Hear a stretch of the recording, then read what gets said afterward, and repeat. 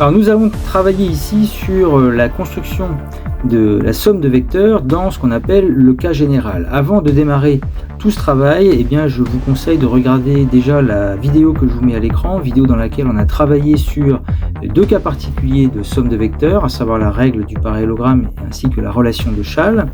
Et je vous mets aussi maintenant à l'écran la vidéo dans laquelle on a fait une activité justement de préparation sur la construction de la somme de vecteurs, donc dans le cas général. Et on retiendra maintenant la méthode qui est la suivante et qui a été présentée dans cette activité, à savoir que quand on doit construire une somme de vecteurs, dans le cas général, eh bien on construit un représentant de l'un des vecteurs pour obtenir notamment une configuration en relation de Schall, même si on peut aussi utiliser la règle du parallélogramme.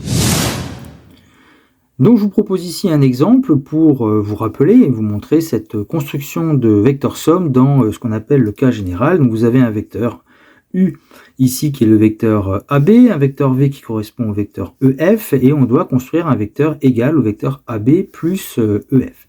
Donc je remontre la règle qu'on a pu rencontrer dans l'activité dont je vous ai parlé. La méthode est de construire un représentant de l'un des vecteurs afin de retrouver une configuration qui peut être la configuration de Schall ou la règle du parallélogramme. Donc une première stratégie que je vous propose, eh bien j'ai construit un représentant du vecteur U, ici en pointillé, et je l'ai placé de telle sorte que la configuration obtenue rappelle la relation Schall, c'est-à-dire un vecteur suivi d'un autre. Dans ce cas, le vecteur somme part du point de départ pour arriver au point d'arrivée. Donc ici en vert, vous avez le vecteur AB plus EF. Mais dans ce cas général, justement, on peut adopter une autre stratégie qui est en fait de construire non plus un représentant du vecteur U, mais un représentant du vecteur V. Et ce représentant du vecteur V, je l'ai placé à la suite du vecteur U afin de récupérer ce qu'on appelle la relation de Schall. C'est-à-dire le vecteur en rouge ajouté au vecteur en bleu ici en pointillé, eh bien, va nous donner un vecteur qui va correspondre exactement au vecteur que j'ai tracé ici, puisque le vecteur somme dans la relation de Schall, eh bien, on part du point de départ pour aller chercher le point d'arrivée. Vous récupérez ici un vecteur qui est égal au vecteur qui est là et qui correspond donc aussi au vecteur AB plus EF. Et il existe encore une autre stratégie qui consiste en fait à construire par exemple un représentant de V, mais non plus dans la relation de Schall, mais ici, je l'ai placé là, ici à gauche, là, en pointillé, c'est un représentant du vecteur V. Et sauf que comme mon vecteur, maintenant, mon représentant, il a le même point d'origine que le vecteur U, eh bien, il se trouve que maintenant, entre ce vecteur rouge ici et celui qui est en pointillé ici, vous êtes dans la règle du parallélogramme. Et dans ce cas, pour obtenir le vecteur somme, on est obligé de construire le parallélogramme à partir du vecteur U, puis du représentant du vecteur V qui est ici. On obtient de toute manière, en termes de vecteur somme, la même chose, puisque c'est la diagonale qui part du point d'origine commun en fait aux deux vecteurs de départ ici. Mais honnêtement, qu'est-ce qui est plus simple à utiliser, la relation de Schall ou la règle du parallélogramme? Après, construire un parallélogramme, c'est pas très compliqué, ça se fait, mais ce qui est quand même un peu plus rapide, c'est la relation de Schall. C'est pourquoi, dans la règle que je vous ai proposée au tout début de ce travail, dans la règle que je vous propose, en fait, il est préférable de construire un représentant et pour obtenir une configuration plutôt en relation de Schall que en règle du parallélogramme. Après, chacun ses méthodes. Si vous choisissez la règle du parallélogramme, ça fonctionnera quand même. Alors une fois que ce vecteur AB plus EF a été construit, eh bien, je demandais en fait de construire un point L de telle sorte que le vecteur KL soit égal au vecteur AB plus EF. Le point K étant placé ici sur la figure, donc où doit être le point L pour que le vecteur KL corresponde au vecteur AB plus EF, et bien en fait on reconstruit un vecteur égal au vecteur AB plus EF à partir du point K et on obtient le point L ici.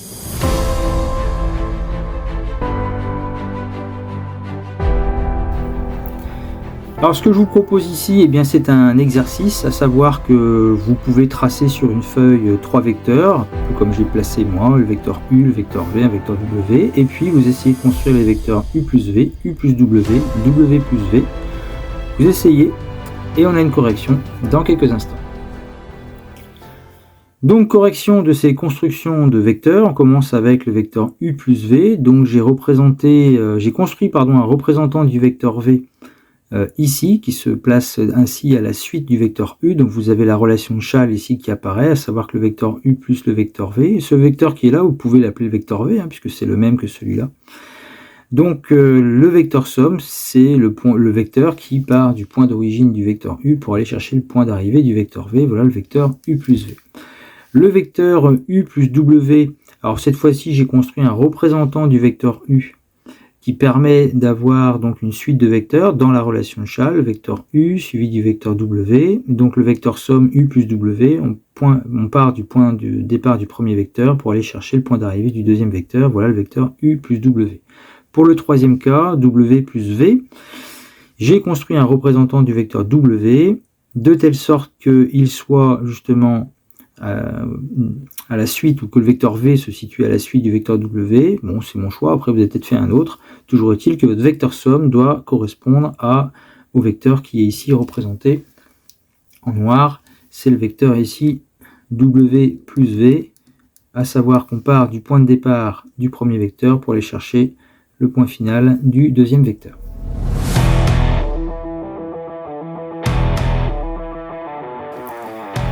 Donc après avoir vu le cas général dans la somme des vecteurs, eh bien, on va pouvoir maintenant s'intéresser à des exercices comme celui que je vous présente, à savoir un parallélogramme ici ABCD avec des points qui ont été placés, les points I, J et K.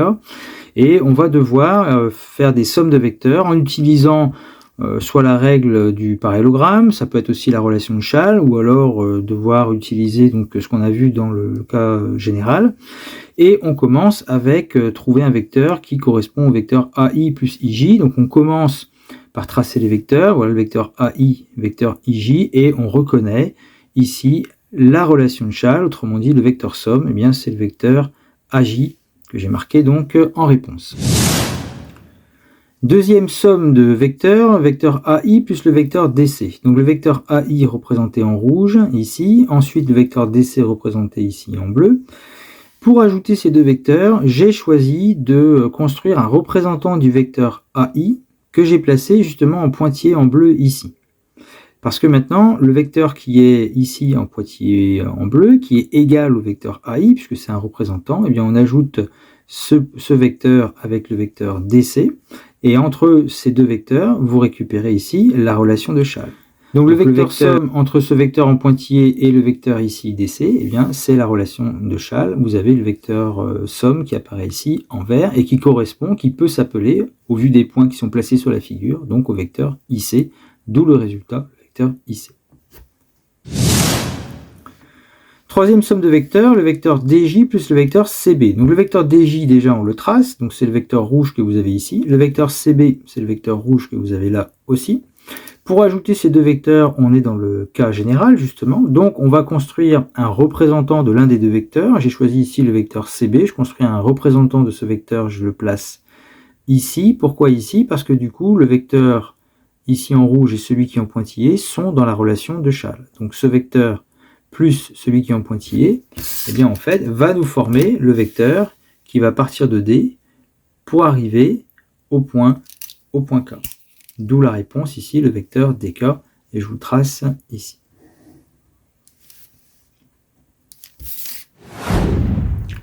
Dans une deuxième question, on demande de compléter en utilisant la relation de Schall. Je vous remets justement la particularité de la relation de Schall dans le cadre des vecteurs. Donc on a un vecteur U suivi d'un vecteur V. Donc le vecteur U plus V, vous l'avez ici en rouge. Mais les vecteurs, quand ils sont écrits à l'aide des points qui forment les vecteurs, comme c'est le cas ici, le vecteur U c'est le vecteur AB, le vecteur V c'est le vecteur BC, on a le vecteur AB plus BC qui donne en fait le vecteur AC. Autrement dit, quand on utilise non plus des minuscules, lettres minuscules pour les vecteurs, mais les points, on s'aperçoit en fait que dans la relation de Schall, vous avez le même point ici, et puis le point d'origine, et puis le point final, donc à gauche et à droite du vecteur obtenu.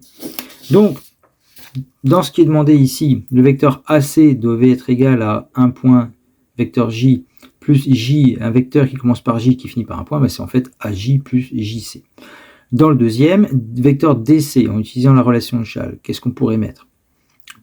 Plusieurs possibilités. On pourrait mettre par exemple le point A. Le vecteur DC, c'est bien le vecteur DA plus AC. Mais on aurait pu mettre d'autres points. Le point B, ça peut être DB plus BC, ça peut être DK plus KC. il y a ici plusieurs possibilités.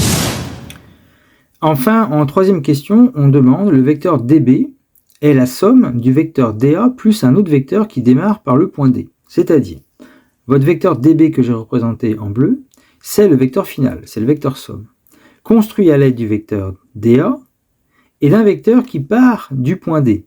Si on remarque en fait, on remarque que déjà nos trois vecteurs ont le même point de départ. Donc, ça rappelle la règle du parallélogramme. Autrement dit, notre vecteur somme ici est une diagonale d'un parallélogramme constitué aussi d'un côté qui correspond en fait au côté DA, puisque il est formé, ce parallélogramme, par le vecteur DA. Donc, quel est l'autre vecteur dans cette figure qui permettrait d'avoir comme vecteur somme le vecteur dB en partant en fait du point D? Donc, je pense que vous l'avez trouvé, c'est le vecteur DC, puisque DC plus DA, vous êtes dans la règle du parallélogramme, on obtiendra la diagonale formée par les deux vecteurs, du parallélogramme formé par les deux vecteurs DC et DA, et donc la diagonale qui démarre en fait par le point de départ, le point D. Donc il fallait mettre ici comme réponse le vecteur DC.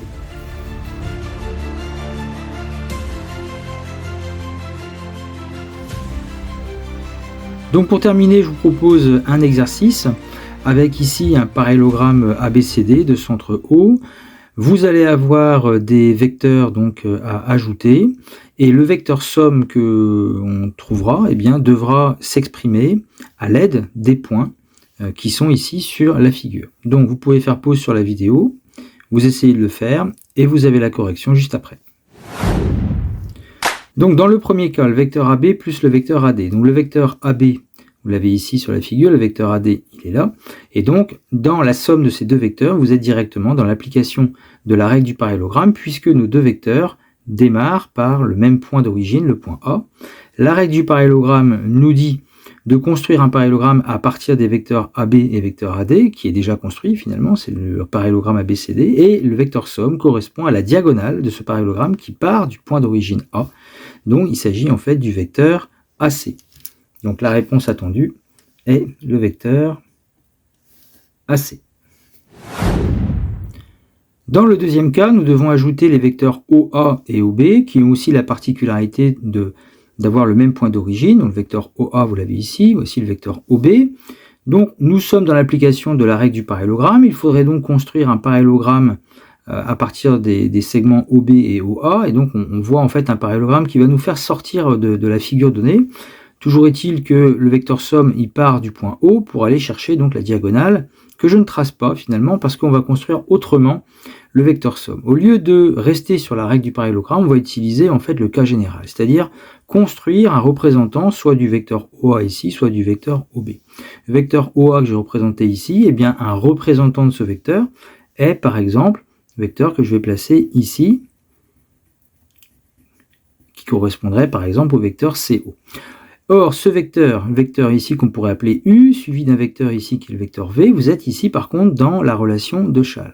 Et donc, le vecteur somme, eh bien, point de départ jusqu'au point d'arrivée. Ça vous forme donc le vecteur CB.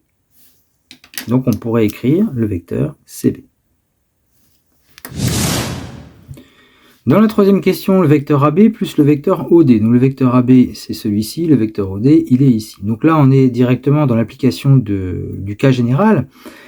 Un représentant d'un vecteur qu'on peut choisir, par exemple, un représentant du vecteur AB, eh bien, c'est le vecteur que je trace ici. En voilà un représentant qui va donc s'appeler le vecteur DC ici. Voilà un représentant. Et donc, on ajoute ce vecteur avec celui-là. Et là, vous êtes sur un vecteur qui suit un autre. Donc, vous êtes dans la relation de Schall. Donc, on part, pour avoir le vecteur somme, on part du point de départ pour relier le point d'arrivée. Donc, on obtiendra le vecteur OC. Vous pourrez mettre ceci comme réponse. Dernier cas de figure, le vecteur CO plus le vecteur AB ici. Donc, là aussi, c'est le cas général. Un représentant... Soit vous faites un représentant de AB, par exemple c'est ici le vecteur DC, ou alors un représentant de CO qu'on va placer par exemple ici, c'est-à-dire qu'un représentant pourrait être le vecteur OC, et donc ce vecteur suivi de ce vecteur, c'est la relation de Schall, donc le point de départ c'est O, point d'arrivée c'est B, donc un vecteur qui correspond à ce vecteur somme, c'est le vecteur OB.